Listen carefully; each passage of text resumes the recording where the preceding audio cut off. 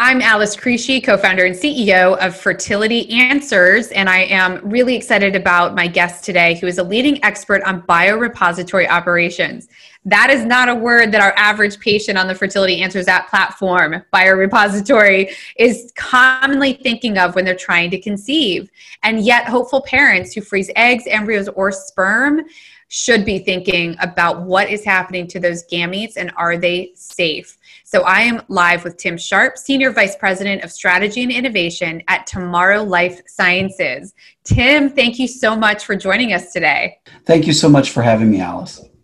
You know, I was so impressed by your background, Tim. I mean, first of all, you ran the largest human tissue repository in the whole United States for the NIH.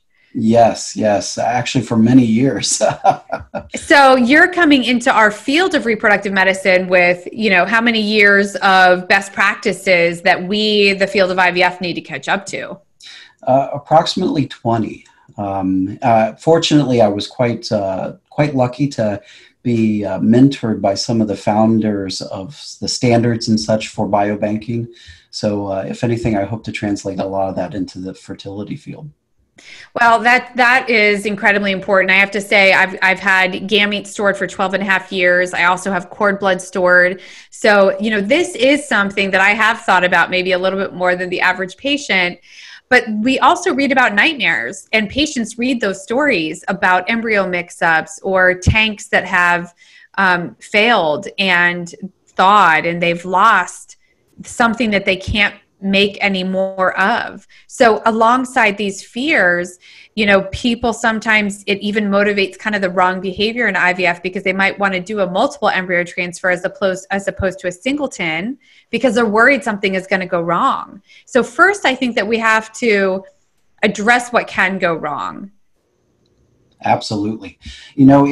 Those same fears are prevalent in biobanking and biorepository sciences, just because no one wants to have a life's work of research just basically go down the drain because of a failure in a storage containment application, or even a loss of specimen during a logistics event, transfer from one laboratory to another. So if anything, biobanking has over the decades determined different practices and procedures to try to array those fears and set aside those risks through enhanced monitoring, better services, better tracing, better tracking.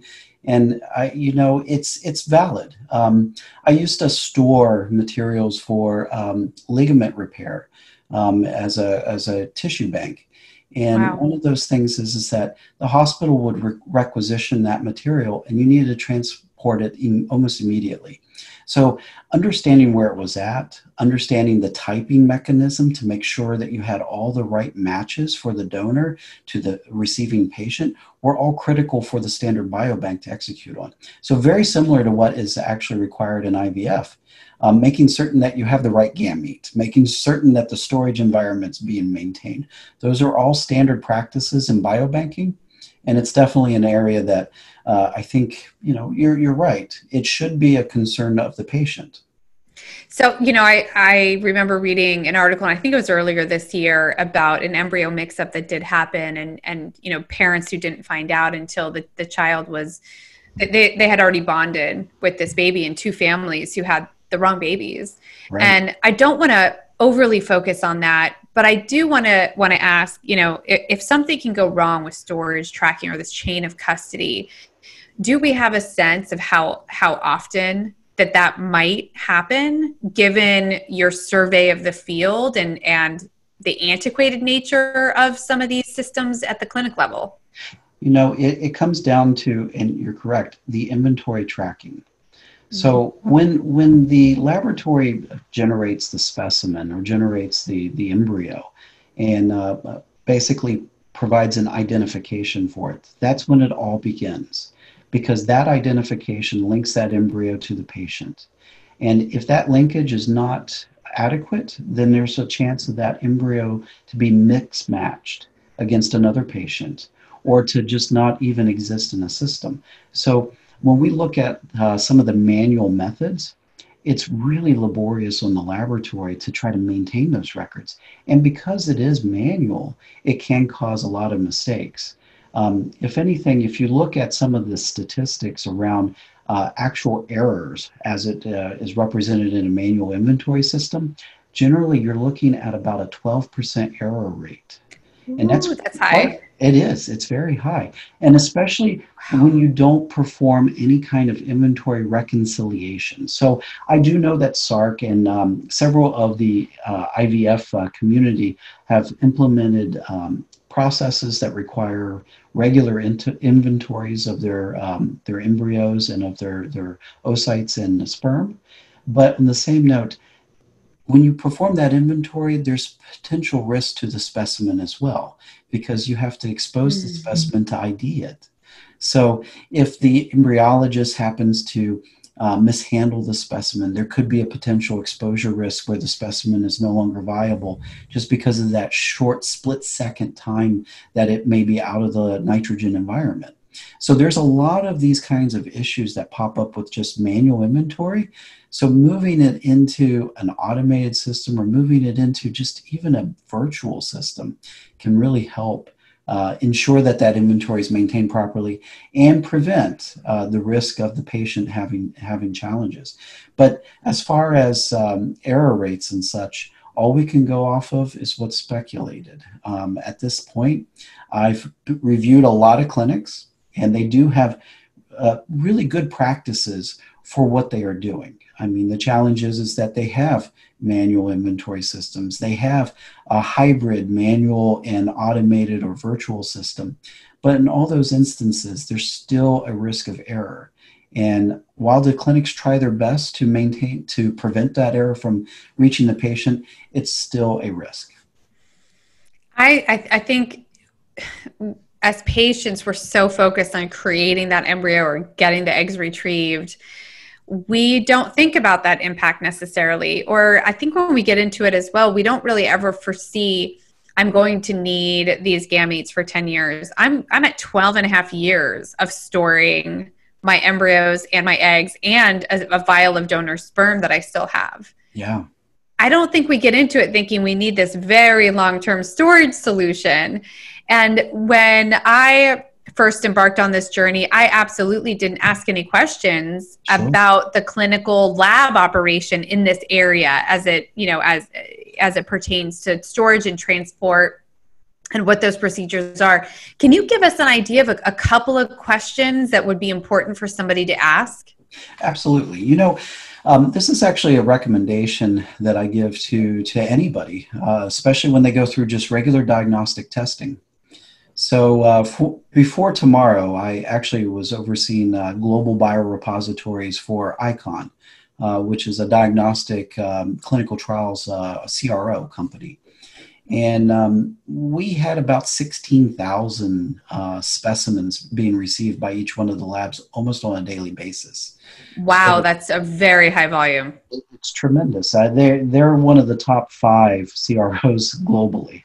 But to put it to perspective, most patients have used LabCorp or have used Quest for getting their blood checked and running basic diagnostic tests when they go for a physical. Have you ever asked what happens to that vial of blood when it's withdrawn from you?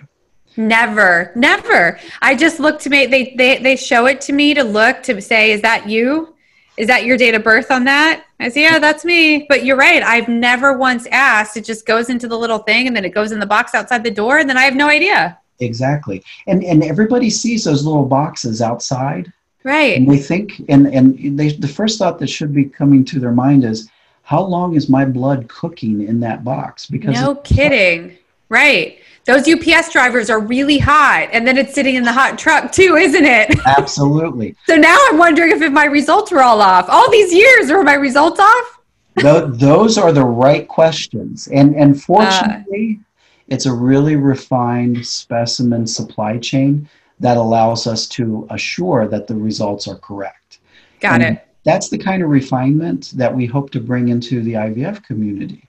Because you should ask, what happens when your oocyte and when your sperm sample actually are combined in the lab? How are they being maintained? Once they are complete and joined, and now you have an embryo, and that embryo is going through its development phases, How long is it going to stay in the lab? How is it marked? How is it managed to make sure it's not mixed up with other embryos? And once it is done and you decide that you would like to freeze it so that way you can use it in the future, when it goes through that freezing process, how is it being maintained? How is it being monitored? Are you certain that the monitoring is going to give the responsiveness to assure that the environment is never at risk?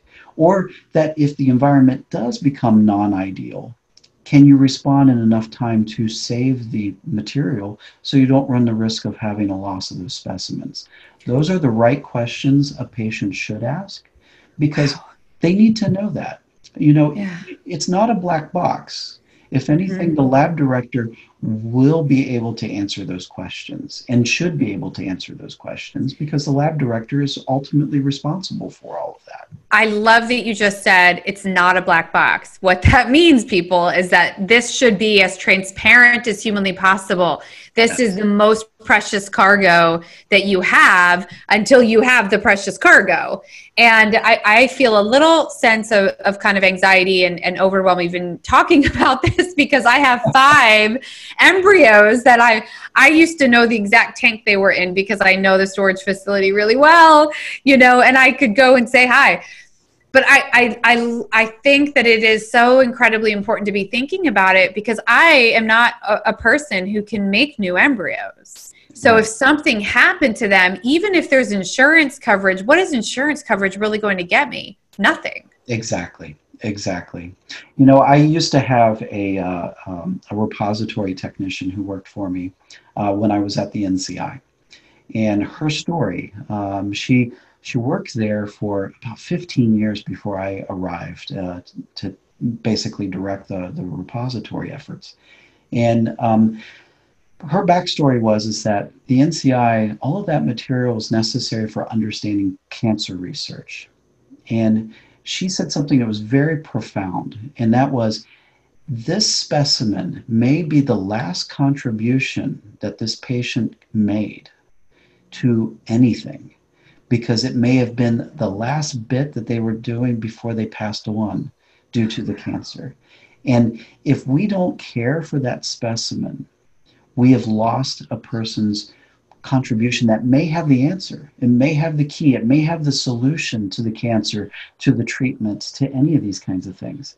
And you have to look at each one of these specimens and care for each one of these specimens as if it is the last one, regardless of if you have 14 or 1. You need to manage it as if it's the last thing that's there because it's truly unique.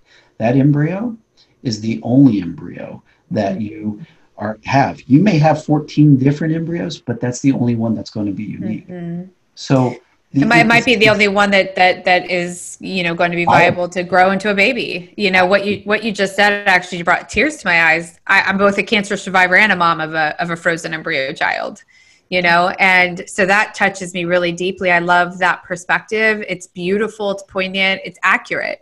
And I think that patients, if they know that their embryos that they're making or their eggs or the sperm or whatever it might be is treated with that kind of kindness and care, it's not just, okay, I'm going to tell you my success rates and this and that, the other thing. It's like, okay, I get all that about your past, but how are you going to take care of my embryos, my gametes now? Because I might not be able to come back for 3, 4, 5 years. I might not be using them right away. And if you have turnover in the clinic, what are those operating procedures and training procedures? Who's going to be babysitting my embryos then, right? Exactly. And I mean, every one of those questions, so important, so viable, and necessary. I mean, as scientists often, we get so focused on the details of what we're doing that we kind of lose touch sometimes. Mm-hmm. I will say, from my experience of working with a lot of these wonderful lab directors, they truly do have that touch still. Yeah. They don't look at it as, oh, it's just another vial or it's just another cryo device. They really do look at it as this is a patient's contribution. It needs to be handled and managed under the utmost care. So if anything, one of the things that, tomorrow's hoping to accomplish is to help them with that management and assist in a way to where it eases their thoughts and concerns and anxiety because lab directors are definitely anxious over this. Sure. And we don't want them anxious and concerned when they're making embryos, when they're Absolutely. biopsying embryos. We want them focused on that job at hand, not the administrative burden of all of this tracking that we're talking about. Exactly. I mean, if anything, tomorrow stays monitors and manages Mhm. 24/7, so that way you can have peace of mind. And that's kind of the whole thing. I mean, being a former lab director, being a repository director and such, I have gone through those sleepless nights I just bet. wondering. At one point, I had 27 million specimens under my watch. And Wow. it was tremendous, and it was all So over the world. was the best night of sleep of your life when you walked away from that job to move on to the next one? Ironically, ironically enough, that last day was a sad day. uh, A lot of staff in oh, and such, and I worked until 11 p.m. that night. I oh went my to bed, gosh. Oh my and there gosh. was still staff there Yeah, walking out the door with me, and it was sad, but it was bittersweet because sure. absolutely, I mean, Yeah, just caring for all those different facilities and understanding right. the significance of loss. Yeah. And at that point, a lot of it was mixed. I did have embryos, I did have research material, Mm. I did have, at that particular facility, I had the Zika virus that was actually used for creating the diagnostic test in 2015. So, Wow. yeah, it's just an understanding that all of this is about the emphasis and focus of what is truly specimen care. Okay. Now, here's a question. I mentioned that insurance isn't going to help me if I can't make new embryos, but Sure. does insurance at the clinic level or my own personal insurance, is there insurance coverage for mistakes? Is there insurance coverage for accidents? So there are a variety of different types of insurances, and some of them most certainly will cover it. Unfortunately, because they don't necessarily value that embryo as a human being, they look Mm-hmm. at it as a material loss.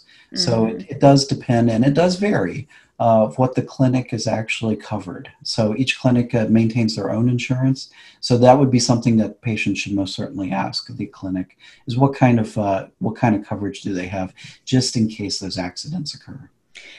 Let's reverse that question for a quick minute. Are there two or three biggest red flags that when somebody's asking these questions, two or three red flags that we could identify to help people kind of hone in on, I love my clinic, I love that doctor, but I think they need to get their operations in order before I proceed?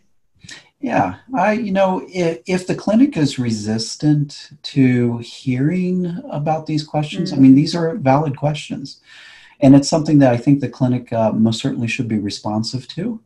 If they offer resistance to the questions, I think that that's a red flag because it may mean that they are not necessarily focused on the patient as much as they believe they are. The next red flag that I think would actually happen is if they can't adequately respond or they're not willing to do a little research to find out for the patient mm. because those could be warning signs that maybe they are lacking or there's a gap in that operational area. Before we wrap up, Tim, can you Sure. speak a little bit to the innovation of tomorrow? It wasn't something we were going to cover, but I think I want people to understand what to look out for in the sense of if there is a tomorrow backed facility, Mhm. at their clinic, what that really means such that they can really have some trust and faith in it. Absolutely. So I'm going to delve into my background just a little bit and kind of go through a bit of a journey that I've had over the years as being a biobanker, professional biobanker. So I started doing molecular biology and biochemistry early on. I mean, that's my education is biochemistry. And my focus was always signal transduction and disease discovery. And then I moved into pharmaceutical development. And then I realized with all the needs and requirements for pharmaceutical development that the biology was highly variable. And with the processing and managing of specimens, you induced even more variability, either how long the specimen existed inside or outside of an environmental containment unit in terms of temperature, light, sensitivity, any of those things. So over the course of 15 plus years, I've actually developed a lot of different technologies and processes I currently sit on the standards committee for the International Society of Environmental and Biological Repositories and actually write the standards that are used by different governments in different countries for adequate biobanking and biorepository management for drug discovery, for medical application, for tissue banking, for transplant purposes. So, if anything, I've been involved in that tracking, traceability, stability component and understanding how it really is going to impact the patient. So, when the opportunity arose for me to come to Tomorrow, at first, the backstory was is that they introduced me to what they perceived as being a valuable containment unit that would actually maintain the specimen temperature while it was outside of the liquid nitrogen bath. And I looked at the unit, being an engineer and designing several cold chain pieces of equipment, and I said, "You've got this wrong. You're actually using the specimen to keep the container cold as compared to using the container to keep the specimen cold. Let's flip it." So that started the path of actually looking at the system and looking at the transactional aspects of managing specimens in an IVF lab. So when the embryologist is working under the microscope and working with those specimens, they dump them into liquid nitrogen to vitrify them, to bring them all the way down to that cryogenic temperature for storage. But from that point forward, until they actually need to thaw that specimen and consume it, they need to keep it at that temperature. And that's a real challenge. So earlier this year, we actually completed a study where we took 20 embryos and we actually had them loaded into our system. So this is a logistics system and a storage environment and then back from San Diego all the way back to New York City. And what it was is 20 embryos. An embryo, by the way, is about the third of the size of a snowflake. So we're going to look at it in terms of what that really means. And a snowflake, you know, if you look at a snowflake on your fingertip, you've only got a second or two before it starts to melt. Well, the same thing with an embryo. You're dealing with fractions of seconds before you actually have that embryo in an unsafe state. Wow. So we created a system that we were able to transport 20 embryos from San Diego all the way to New York, maintain them in New York for about 13 days, and then send them all the way back to San Diego for them to be evaluated. But that's not the cool part. That was just us maintaining the environment. The value was we created a system that reported the temperature, the location, the specimens that were actually in those different environments, the telemetry of all of that information coming back to our central database. And that's what gave us not just the assurance that the specimens moved and came back, but that they were maintained throughout the entire journey. Wow, that's unbelievable. I mean, I just get excited with USPS tracking. You know, some people have, they said to me, you know, it's kind of like Amazon. I'm like, no, we're better. Way better. at least with you, you know, I feel like with you all, the big difference is like I still have Amazon packages that show up damaged, but I would have known with you all that it was damaged en route. Exactly. In fact, the irony is the way our systems are set up. If we detect just a little bit of variation, we address it immediately. So that allows us to anticipate the shipments, understand the environments, and then control the risks and address them while the things are moving around. So it's not just about knowing when something bad happens, it's also about addressing it before it becomes an issue. So if it's in the middle of the country, though, en route from San Diego to New York, how do you address it? I mean, are you talking about remote addressing capability where you can like adjust tank? So exactly. In our tracking system, we're able to see the actual orientation of the tank. So we know if it's tilted or not. Wow. But we also work with carriers so that if we do run the risk, and for an example, the tank becomes dislodged in the middle of the flight, we actually work with a configuration. It's called a cargo configuration for the plane, where we can actually have a person come in and address it. So it's about select carriers and understanding those logistics pipelines. I've done this for years, ironically. Wow. and being able to correct those things while they're en route. The key is you got to know when the tank tips. And that's where the tracking and the telemetry is so important. So that's the real value of the technology that we're introducing, is being able to provide a comprehensive record and to be able to use the elements that create that record to address things before they become issues. That's amazing. I'm kind of wondering, what did you think you wanted to be when you grew up, when you were 9? Ironically enough, I wanted to be an infectious disease researcher. I've done that. Right? How does one now?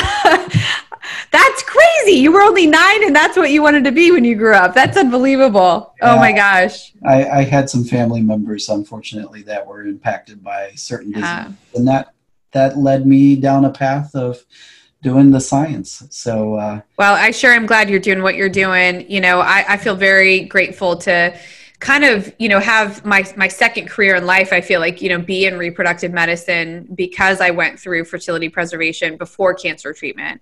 Yeah. And the science has evolved to what the science has, but it's very relieving to see the technology now advancing and kind of catching up. I have a personal friend who lost all her frozen eggs, all of them in transport. When I was doing my first embryo transfer, a colleague that I'd been working with at the storage facility that at the cryobank that I worked at, sure, he put the fear in me. He said, nope, you should split those embryos into 2 tanks, send one with one person, you drive down with the other one. And I was like, I got this. We're going to drive really slow and safe, but he just wanted to make sure that like nobody was going to get hit by a bus, that if we put all of my embryos in one tank basket, that I was going to make it from their facility to the clinic. Now, I got to hand carry, my embryos, and I liked that part. Yeah. But a lot of people don't have their gametes stored at a facility that they can go and pick them up and hand carry them. Exactly. So the need for what you're doing is so incredibly important. Is this also going to unlock the capability for a safer international transport where we don't need those expensive couriers? That is ironic. The challenge that we run into with international transport, mind you, I've been shipping cells, very sensitive cell lines, from the United States into Europe, into Asia, and then back for 15 years easily. In fact, some of those shipments, $40 million was actually one of those shipments, ironically enough. Woo! And those are cells meant for vaccine development. There are cells meant for vaccine manufacturing. So a whole slew of things there. So the technology, because a cell is very similar in terms of the transport requirements that an embryo would be. The challenge actually comes about from the regulations in different countries. The EU has some very rigorous regulations that are not necessarily harmonized with the FDA, and vice versa. So there's definite challenges there, but it is basically where customs and where the local regulation will allow for certain transport. I do know that there are situations where we do receive sperm from outside the country, and that's totally acceptable. But us moving stuff to another country, that may be more challenging. If anything, when we work on our platform and the way that our design and build has been accomplished is that we focus on what is the most rigorous standard, and we apply that to our platform for ensuring that we meet those standards. That way, we can move between different countries. We can qualify in different areas without any real risk to any prohibition or anything that would stop us from being able to operate.